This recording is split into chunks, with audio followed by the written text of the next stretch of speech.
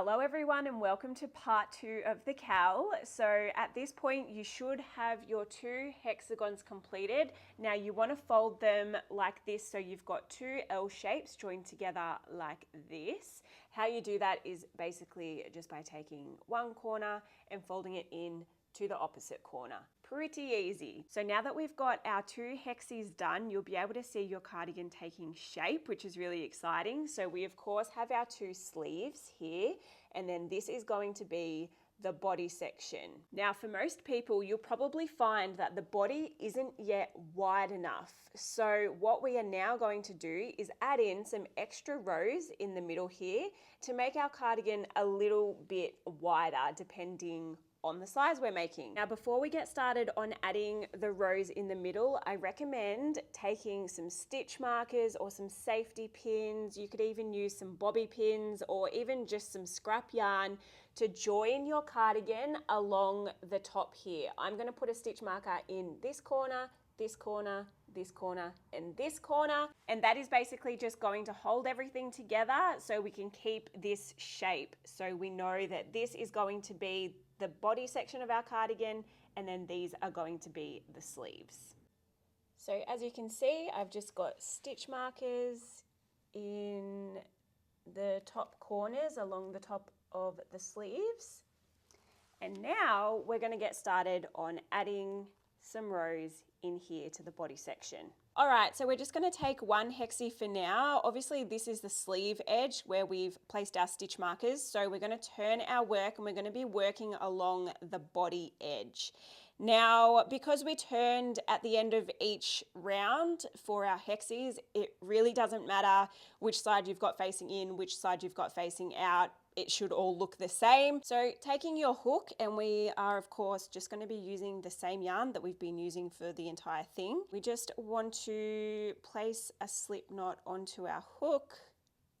Now, this next step is very important, so listen closely. We want to start working with the wrong side of our work facing towards us. So what I mean by that is if you look at these 2 layers, you'll see that with this side, you can kind of see the stitches, they're kind of facing towards us. But if I look at this edge, you can see the stitches are facing away. You can't see those V's like you can here. Okay, so we want to be working on this edge here. And the reason for that is because we turned our work at the end of each round on our cardigan, we want to make sure that we're continuing with that stitch pattern. So we want to start by working back along the wrong side, so you get a pretty much seamless join at the back of your cardigan. So once you've found the correct edge, we're going to go into this corner where we've joined our stitch marker, and we're just going in with our hook and joining in our yarn just with a slip stitch like that. And now we are just going to chain 3. Again, this will count as our very first double crochet. So we're then going in with another 2 double crochets into that same space.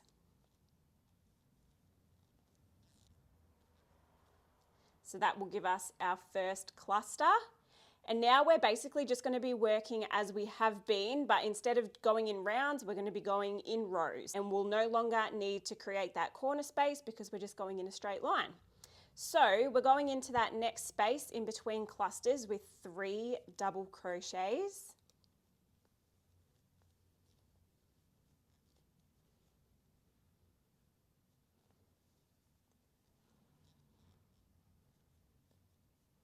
And then continuing that all the way along until we get to the end of the row.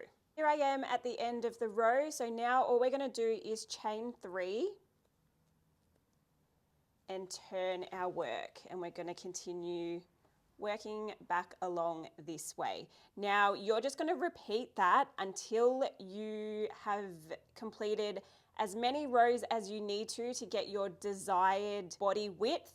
Or if you're following along with the written pattern, which I do recommend, it will tell you exactly how many rows you need to complete. I also thought I would just quickly show you what to do when you get to the end that looks like this, because obviously there's no space here to go into. So all you're going to do is crochet into the top of that chain 3 from the previous row. So yarning over, inserting your hook and just completing a double crochet as normal, and then you will continue on by chaining 3, turning your work, and then that of course is going to count as your first double crochet. So then all you need to do then is go into that space with 2 more double crochets, and that will give you your first cluster of the row. Then you can just continue on. Once you've completed all your rows, you can then go ahead and fasten off your work. So just cutting your yarn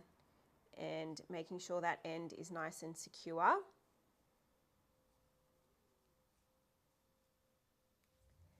Then you are going to complete that exact same process on your other hexie. So just for example, if you added 5 rows to this hexie, you're going to go ahead now and add 5 rows to your other hexie. So they are going to be exactly the same.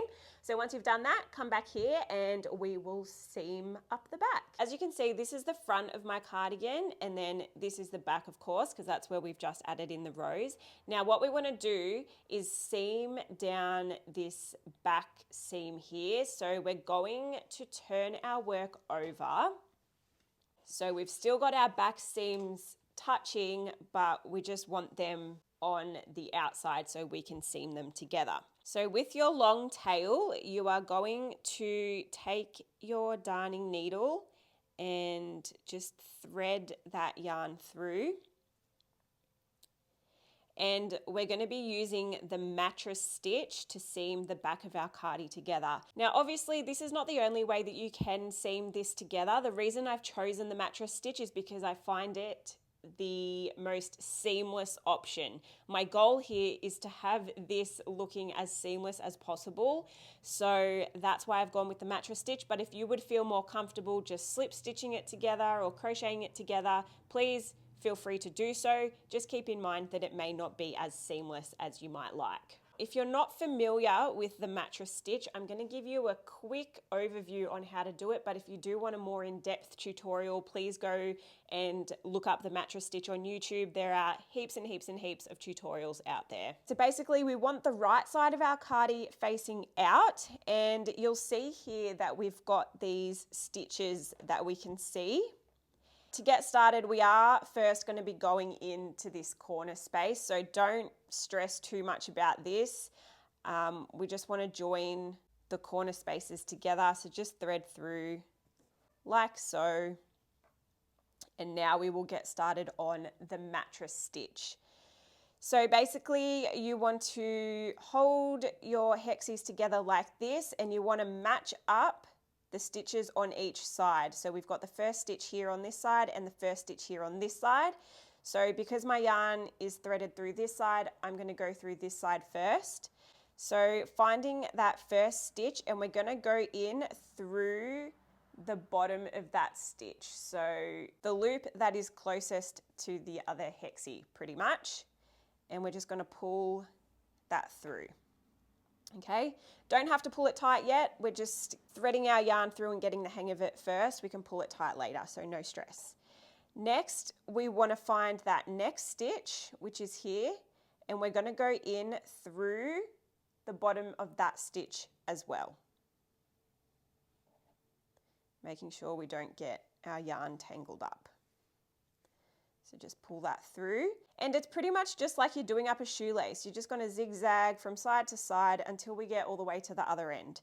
So next we're going to find that next stitch, and again going in through that bottom loop and pulling our yarn through, and then again on this side finding that next stitch and going through that bottom loop.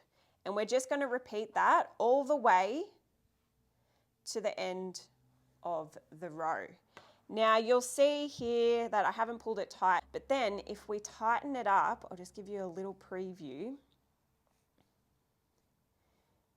If we tighten it up, it's going to give us a beautiful seamless seam. Now, you can't really see it yet, but trust the process, okay? But anyway, just continue doing that all the way to the end and I will meet you back here. So here I am at the end of my seam. So now I'm just going to go in through that chain space, just like we did at the beginning, and then back through on the other side. And we're just going to pull that to tighten it up and fasten this off so it's nice and secure. If you're like me and you've got the end from when you finished your hexie there, I would recommend using that and tying it in a knot just to make that end extra secure. I'm going to do a double knot, and then I'm going to just trim that excess yarn from seaming, and then we'll sew in those ends later. Just to give you a quick overview of what your cardi should be looking like so far, this is what you should have now that we have seamed the back down the middle.